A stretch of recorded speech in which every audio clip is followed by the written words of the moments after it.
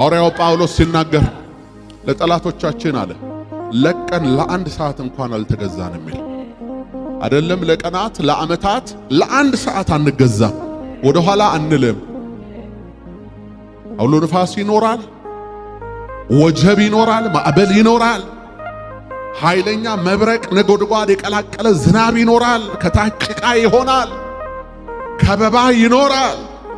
አየር ላይ የሚበሩ እባቦች ሊኖሩ ይችላሉ፣ የሰው መርዞች ሊኖሩ ይችላሉ። በትዳር በሥራ ሕይወት በመንገድ በተለያየ ሁኔታ ግን ሁኔታው እኛን ሊያጠፋን አይደለም፣ ሰርቶ ሊያወጣን።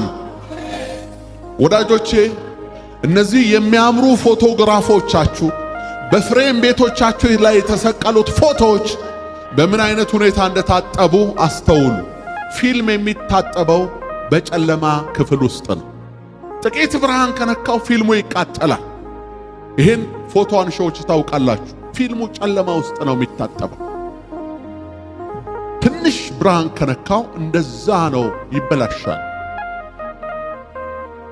በማይመች ስፍራ በሸለቆ እንዲህ ባለ በጨለማ ውስጥ ያለፍከው ወደ ብርሃን ስትወጣ ቀን በመጣ ቀን እግዚአብሔር ያንተን ውበት ሊያደምቀው ነው። መከራው መጥፊያችን አይደለም።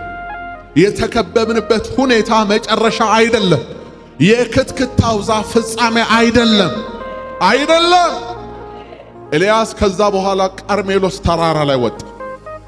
ተራራው ላይ ቆመ፣ እግዚአብሔርን እፈልገዋለሁ ብሎ። በተራራው ላይ ጽኑ የሆነ ንፋስ ተነሳ፣ የተራራውን ዛፎች ሰባበረ፣ አለቱን ሁሉ ሰነጣጠቀ።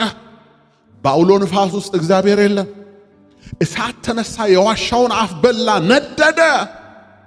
በዚህ እሳት ውስጥ አምላኬ አለ አለ። እሳት ውስጥም እግዚአብሔር የለም። ኤልያስ ብዙ ጊዜ ልምምዱ በእሳት ስለሆነ እሳት ውስጥ እግዚአብሔር አለ ብሎ ነው። ከእሳቱ በኋላ ጥቂት ዝምታ ሆነ ይላል። አሜን። ዝም ሲል እግዚአብሔር የሌለ የሚመስለው ሰው አለ። ጸጥ ሲል ቀዘቀዘብኝ እንዲህ አለኝ የሚል ሰው አለ። ወዳጆች እግዚአብሔር በዝምታ ውስጥ ይሰራል፣ በጸጥታ ውስጥ ይሰራል፣ በጽሞና እግዚአብሔር ይሰራል። ኤልያስ አለው፣ ድምፅ ወጣ። ምን ትሰራለህ በዚህ አለው። እስራኤልን መክሰስ ጀመረ። ብቻዬን ነኝ ያለሁት ምናምን አለ። ዝም በል ኤልያስ፣ አንተ ማታቃቸው ምርጦች አሉኛል። ከተማው ሁሉ በዋግ ስላልተመታ እግዚአብሔር ይባረክ። ከተማ ሁሉ ወንበዴ ይመስለናል። ኖ